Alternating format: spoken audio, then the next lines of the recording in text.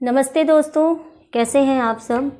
उम्मीद है आजकल आपकी ज़िंदगी बेहतर तरीके से चल रही होगी, क्योंकि अभी कुछ दिनों पहले तक हम सब ने बहुत परेशानियां उठाई हैं कोरोना वायरस की वजह से।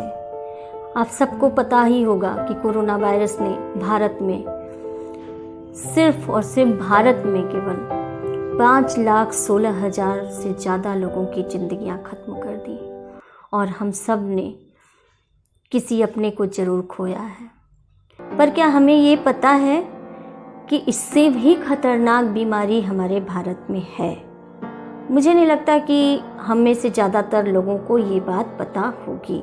तो ये जो खतरनाक बीमारी है जिसके बारे में मैं आपको बताने वाली हूँ, ये हर साल 50 लाख लोगों से भी ज़्यादा लोगों को अपना शिकार बना रही है, साथ ही करोड़ों लोगों को भारी नुकसान पहुँचा रही है। अब आप सोच सकते हैं कि कितनी भयानक बीमारी है कि जब कोरोना ने हमारे ऊपर इतना कहर ढाया है तो ये बीमारी कितना कहर ढा सकती है और कितना कहर ढा चुकी है, इसके बारे में हमें भनक तक नहीं है। दोस्तों, इसके बारे में आपको हम आगे और भी बातें बताएंगे। आपको हमारे और भी वीडियोज़ मिलते रहें, इसके लिए हमारे चैनल को सब्सक्राइब जरूर करें। मैंने अभी आपसे जिस खतरनाक और जानलेवा बीमारी के बारे में बताया है, उसको संयुक्त राष्ट्र के सेक्रेटरी जनरल एंटोनियो गुटेरस ने हमारी सभ्यता के लिए रेड अलर्ट तक घोषित कर दिया है। दोस्तों, अब आपके मन में एक सवाल पैदा हो रहा होगा कि आखिर कौन सी बीमारी है ये जिसके बारे में हमें पता ही नहीं है। ना, बिल्कुल गलत। हम सब जानते हैं उसके बारे में, मगर उसे पहचानना नहीं चाहते, उसका सामना नहीं करना चाहते।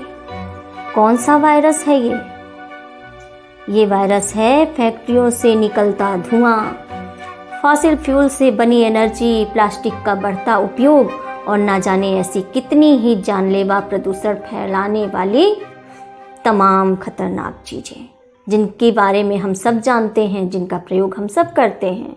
पृथ्वी का तापमान औसतन 1.2 डिग्री सेल्सियस तक बढ़ जाने की वजह से ग्लेशियर पिघल रहे हैं, नदियां सूख रही हैं, हरे भरे जंगलों को रेगिस्तान निगल रहे हैं, असमय बारिश और तूफानों का मैग्नीट्यूड और फ्रीक्वेंसी बढ़ रही है। फेसबुक के इस ज़माने में हम प्रकृति की किताब के हरे भरे पन्नों को बिना किसी सेकंड थॉट के फाड़ते जा रहे हैं।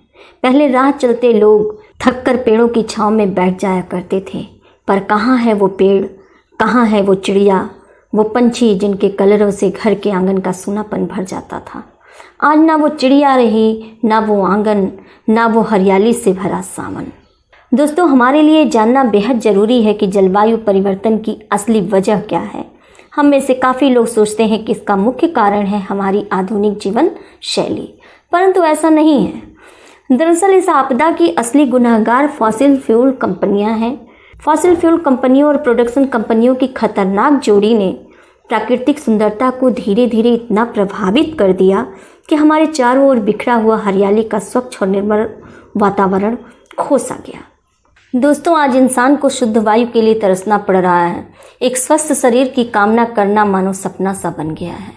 अब तो आप समझ ही गए होंगे कि कोरोना वायरस से कई गुना ज़्यादा गंभीर ये परेशानी। फिर भी हम में से बहुत से लोग इसकी गंभीरता को नहीं जानते कि किस तरह से वायु प्रदूषण की वजह से 2017 में 11 लाख लोगों ने अपनी जान गंवाई थी। आज जलवायु परिवर्तन की विकट समस्या जो हमारे सामने बनी हुई है, इसका मुख्य कारण है रोजमर्रा की वस्तुओं के साथ ही उन चीज़ों का उत्पादन और बढ़ता उपयोग जिनकी ज़रूरत हमारे जीवन में ना हो, फिर भी उनका प्रचार प्रसार करके उन्हें हमारे लिए ज़रूरी बनाया जाता है।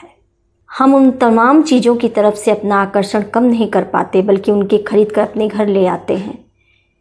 दोस्तों, फास्ट फैशन के इस दौर में नित नए फैशन बदलते रहते हैं। आज का युवा हो या किसी भी उम्र के लोग हों, सभी इस दौड़ में शामिल हैं। पहले फैशन ट्रेंड सालों में चेंज होते थे, आज महीनों में नहीं बल्कि हफ्तों में चेंज हो जाते हैं। और इस बदलते फैशन के दौर में हम सब शामिल हैं। अपनी वार्डरोब में रखे हुए अनगिनत ड्रेसेस को देखकर कभी आपने सोचा है कि इनके प्रोडक्शन में कितना पानी, कितना फॉसिल फ्यूल, कितनी बिजली और कितने इंसानों की मेहनत खर्च हुई होगी? सिर्फ 1 या 2 बार पहनकर रख दिए गए कपड़ों को बनाने वाले वर्कर्स को उनकी मेहनत का आधा पैसा भी उन्हें नहीं मिलता। प्रकृति के साथ साथ वर्कर्स के साथ भी अन्याय हो रहा है हमारी इस अति आधुनिक जीवन शैली के कारण। ये कोई बीमारी नहीं है कि दवाई या वैक्सीन से खत्म या ठीक हो जाएगी। इसके लिए प्रत्येक व्यक्ति को अपनी जीवन शैली में थोड़ा थोड़ा परिवर्तन लाना होगा। आज हम सब अपनी चाहतों और ज़रूरतों के पीछे इतने अंधे हो चुके हैं कि हमें कुछ दिखाई ही नहीं दे रहा है कि किस तरह हम अपने पैरों में कुल्हाड़ी मार रहे हैं। कपड़े तो सिर्फ एक उदाहरण मात्र हैं। हमारे आसपास ना जाने कितनी ऐसी चीज़ें हैं जिन्हें बिना ज़रूरत के ही हम खरीद कर लाते हैं और जो हमारे घर में यूं ही पड़ी रहती हैं, जिनका कोई प्रयोग नहीं होता। तो क्या ये जलवायु परिवर्तन को बढ़ावा देने की बात नहीं है? जो चीज़ें हम खरीद कर लाते हैं बिना ज़रूरत के, आखिर उनका प्रोडक्शन कहीं तो होता होगा। दोस्तों, हमें यदि जलवायु परिवर्तन जैसे खतरनाक परिवर्तन को रोकना है तो सबसे पहले हमें अपनी लाइफ स्टाइल चेंज करनी होगी। हमें ये जानना होगा कि हमारे लिए क्या ज़रूरी है और क्या गैर ज़रूरी है। दोस्तों, यदि हमारी ज़रूरतें सीमित होंगी तो उत्पादन भी अपने आप सीमित हो जाएंगे, जिसका सीधा प्रभाव पड़ेगा जलवायु परिवर्तन पे। और साथ ही साथ हमारे इन प्रयासों के द्वारा हम प्रकृति के साथ ही साथ अपनी भी हेल्प कर पाएंगे। हमारा बढ़ाया हुआ एक एक कदम हमें औरों के लिए मिसाल बना सकता है। दोस्तों, हमारा ये वीडियो यदि आप सबको पसंद आया हो तो इसे शेयर ज़रूर करिएगा, कमेंट बॉक्स में जाकर कमेंट ज़रूर करिएगा। अगर आपने चैनल को सब्सक्राइब नहीं किया है तो जाने से पहले सब्सक्राइब ज़रूर करें। धन्यवाद दोस्तों, फिर मिलेंगे अगले